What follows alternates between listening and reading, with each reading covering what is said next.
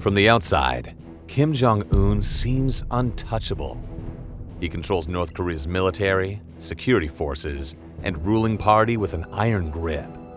His propaganda machine presents him as all-powerful, unchallenged, and secure. But is that really the truth? Beneath the surface, signs of instability are growing. The very foundation of North Korea's system, the economy, the military, and even Kim's own inner circle are showing cracks. For decades, fear, control, and propaganda have kept the regime afloat. But now, those tactics may not be enough. Something is changing in North Korea. Kim himself knows it. In recent months, his actions, his words, and even his rare moments of vulnerability have revealed a deeper truth, one that Pyongyang would rather keep hidden. So, what exactly is happening inside the world's most secretive regime? And could these cracks in Kim's rule spiral into something much bigger? Let's find out. Kim Jong Un's grip on power is weakening, and nowhere is that more obvious than in North Korea's crumbling healthcare system. This isn't just about empty shelves or failing infrastructure. It's about life and death. For years, the regime has ignored the growing humanitarian crisis. But now, the situation has deteriorated beyond repair.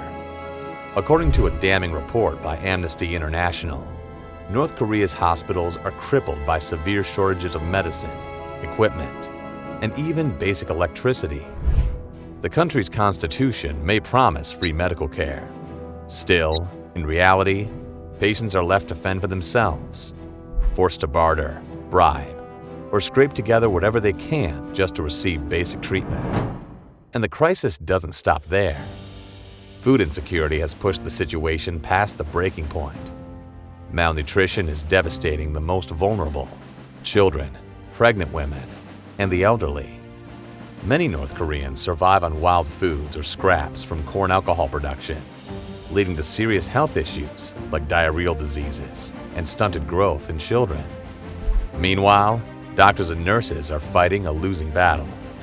With outdated or non-functional equipment and zero state support, even treating something as basic as malnutrition has become nearly impossible. And yet, Kim's priorities remain clear. Instead of fixing this crisis, billions are funneled into nuclear weapons, missile tests, and military spending. The regime is not just failing its people, it is actively choosing power over their survival. North Koreans are trapped in a cycle of neglect, starvation, and disease. And if the cracks in the system continue to widen, how much longer can Kim keep control? North Korea's hospitals are collapsing, its people are starving, and the economy is in free fall. Yet, instead of fixing these crises, Kim Jong Un keeps pouring billions into weapons. Why? Because for Kim, survival doesn't mean protecting North Korea. It means protecting himself. Kim's greatest fear isn't a foreign invasion. It's losing his grip on power. And to stay in control, he needs an enemy. By fueling the narrative of an imminent US and South Korean threat, he justifies massive military spending, while his people struggle to afford a single meal. Behind closed doors, Kim is reportedly obsessed with the idea of a decapitation strike, a targeted attack aimed at eliminating him personally. His paranoia runs deep, and it shapes every move he makes. North Korea claims its military buildup is a defensive response to US-South Korea drills. But here's the reality. Those exercises are defensive, not offensive. And even some of Kim's advanced weapons raise doubts. Analysts question whether his underwater nuclear drone is too slow to be effective, or if the tactical nuclear warheads he proudly displays are even real. Then there's the biggest question. Why hasn't North Korea conducted a 7th nuclear test or a full ICBM test? Is it because of technical failures? Fear of US retaliation? The silence raises more questions than answers. Kim's nuclear threats and missile tests serve one major purpose: internal propaganda. Whenever the economy worsens or unrest brews, he distracts the population with displays of military might. But there's a dangerous cycle at play. As Washington and Seoul continue their defense drills, Kim might feel pressured to escalate even further to maintain credibility. And here's the most telling sign. If North Korea ramps up its provocations, it doesn't necessarily mean war is coming. More likely, it's a sign that Kim is more desperate and insecure than ever. Because when a leader needs fear to survive, the moment people stop believing in the threat, his power collapses. Kim Jong-un's grip on power depends on strength, a powerful army, a controlled economy, and an obedient population. But now, North Korea is facing a crisis that no amount of military spending can fix. The country is running out of people. For decades, North Korea's state-controlled propaganda machine has projected an image of power and stability. But in December 2023, Kim did something unexpected. He acknowledged the truth. In an unprecedented moment of vulnerability, he even shed tears. The numbers paint a grim picture. North Korea's fertility rate has dropped to 1.8, far below the 2.1 needed to sustain a stable population. If the trend continues, the country's working-age population will start shrinking after 2030, and by 2034, overall population decline will begin. This wasn't always the case. Decades ago, North Korea's population was booming.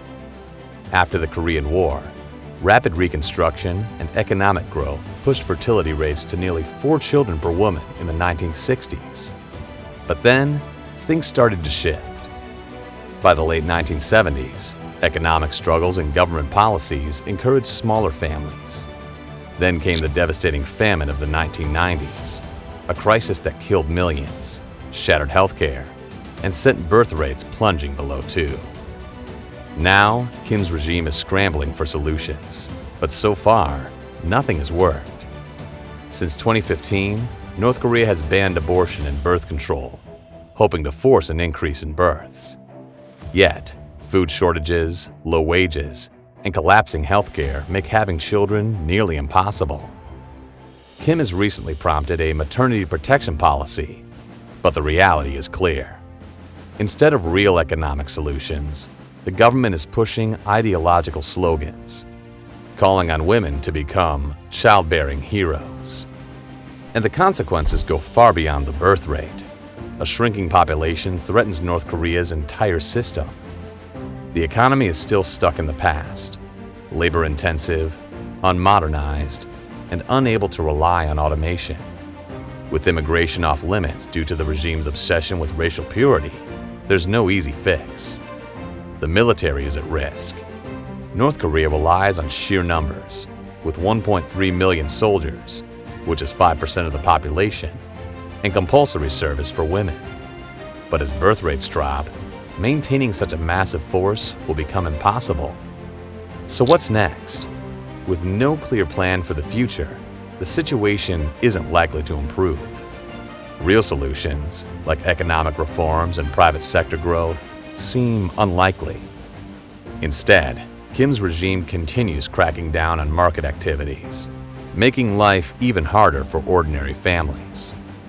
The result?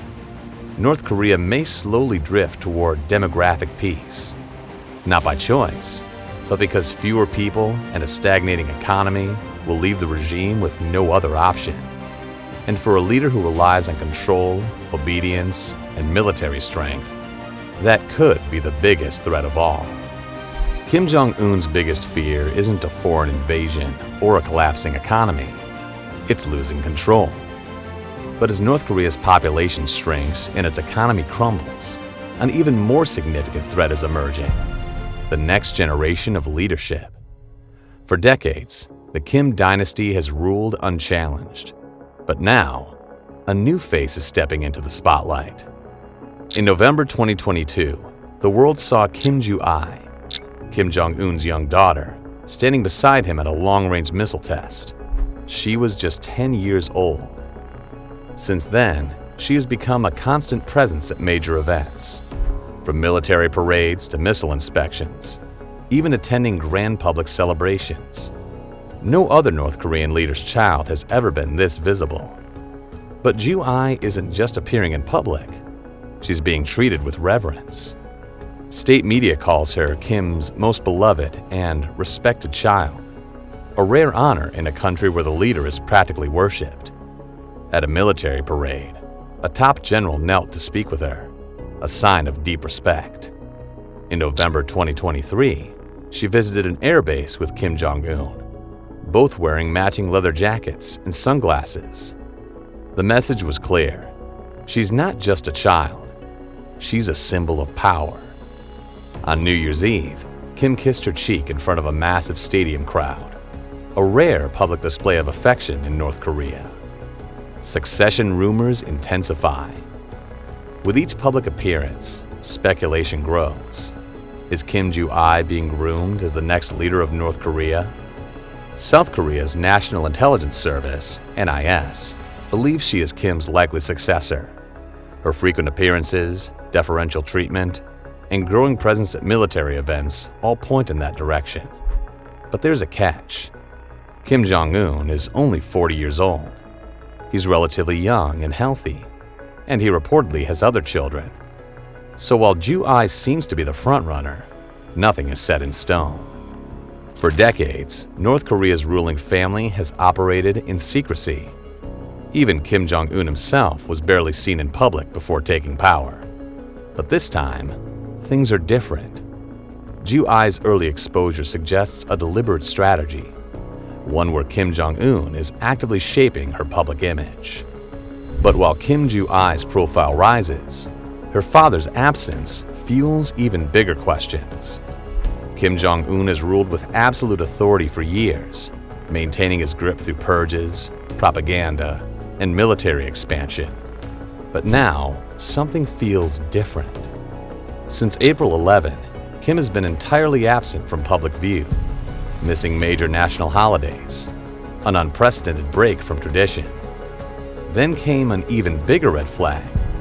Reports surfaced that a delegation of Chinese doctors traveled to Pyongyang, fueling speculation that Kim, believed to be around 36 years old, is alive but in critical condition. If Kim Jong Un is truly incapacitated, the biggest question remains: who takes over? North Korea's entire system depends on the Mount Paektu bloodline, a direct lineage to Kim Il-sung, the country's founder. Both Kim Il-sung and Kim Jong-il carefully designated heirs, ensuring a smooth power transfer. However, Kim Jong-un has never publicly named a successor. His children are too young, and his wife, Ri Sol-ju, plays no political role. Without an apparent heir, North Korea faces a dangerous period of uncertainty. Historically, North Korea has functioned more like a monarchy than a communist state. Kim Il-sung groomed Kim Jong-il for years, allowing him to consolidate power gradually. Kim Jong-il did the same for Kim Jong-un, giving him military and political experience before his death. But this time, there is no obvious successor, and that's a massive risk for the regime. If Kim is gone, who steps in? There are several possibilities, but none are ideal. Kim's brother, Kim Jong-chol, dismissed as weak and uninterested in politics. Kim's half-brother, Kim Jong-nam, assassinated in 2017. His children live in hiding. Kim Pyong-il, his uncle, returned to North Korea after decades abroad, but lacks political influence or a support base. Kim Yo-jong, his sister, the most likely candidate. She is powerful, politically active, and one of Kim's closest confidants. However, North Korea is deeply patriarchal, and she has never been officially declared a successor. The Kim family's mythic status has been central to North Korean propaganda. But in reality, true power lies in controlling the military and security forces. Kim has ruthlessly purged high-ranking officials to maintain control. But if he dies, some in the ruling elite may see an opportunity to break from the family dynasty altogether. Without a clear leader, North Korea could quickly descend into chaos. Competing factions within the military, Workers' Party, and security apparatus could clash, creating a dangerous power struggle. Even if a temporary leader emerges, a sudden transition could destabilize the country for years to come. For now, Kim Jong Un's fate remains unknown. But if he truly disappears from the picture, North Korea could be heading into its most uncertain era in decades. Kim Jong Un's grip on power is slipping. North Korea is facing a shrinking population, a collapsing economy, and an uncertain succession. But while his domestic situation grows more fragile, he's securing a lifeline from abroad. For decades, North Korea has been a pariah state, isolated, sanctioned, and struggling to survive. But now, a new partnership is changing the game. What started as symbolic support has evolved into a full-fledged military and strategic alliance. And the consequences? They extend far beyond North Korea. When Russia launched its full-scale invasion of Ukraine, its standing on the world stage collapsed. Western sanctions and export controls cut off critical resources, leaving Moscow desperate for new partners. And North Korea answered the call. Pyongyang immediately took Russia's side, blaming the US and Western hegemony for the war. North Korea voted against a UN resolution condemning Russia's invasion, and even recognized occupied Ukrainian territories as part of Russia. However, at this stage, North Korea's support was mostly rhetorical. That was about to change. By mid to late 2022, North Korea's support turned from diplomacy to direct military aid.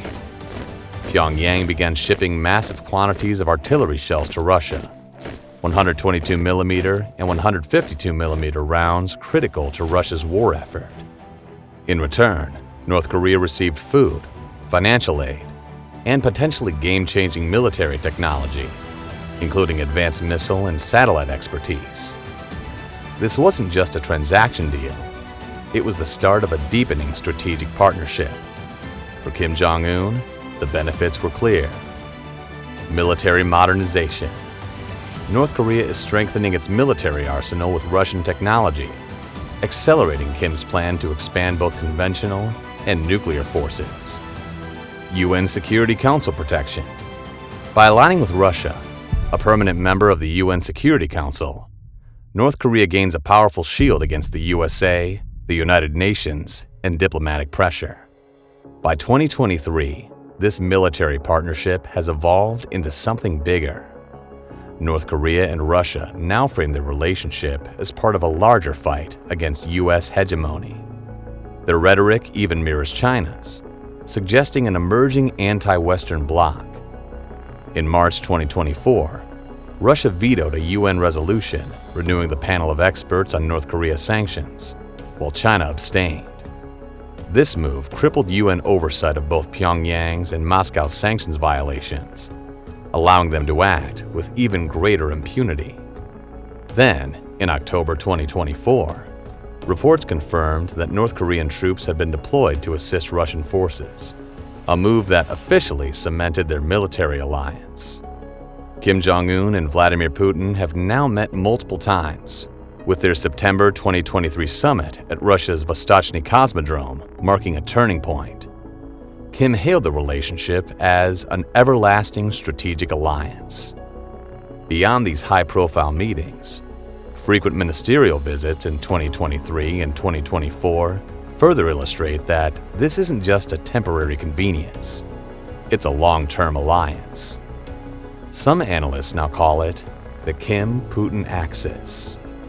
North Korea's military capabilities are expanding rapidly, thanks to Russian tech transfers and the lack of effective sanctions enforcement. A stronger DPRK-Russia axis raises tensions in East Asia, increasing risks for U.S. allies like South Korea and Japan. Russia's UN Security Council veto shields both itself and North Korea from consequences, weakening international law. China, Russia, and North Korea are increasingly aligned in their opposition to U.S. influence, pushing for a multipolar world to counter Western-led institutions. The Kim-Putin axis cannot be ignored. The U.S. and its partners must recognize this alliance as a major geopolitical shift and prepare strategic countermeasures, both military and diplomatic. For decades, North Korea has been a rogue state, operating in isolation. But now, it has a powerful backer in Moscow. And with Kim Jong Un's regime growing more fragile at home, his deepening alliance with Russia may be the only thing keeping him afloat. This isn't just a military partnership, it's a lifeline. And together, North Korea and Russia are reshaping global security in ways the West can't afford to overlook. North Korea's future has never been more unstable. Its economy is failing, its population is shrinking, and even Kim Jong Un's grip on power is in question. Yet, with Russia's backing and China's silent support, Pyongyang is no longer as isolated as before. Will internal struggles push North Korea toward collapse?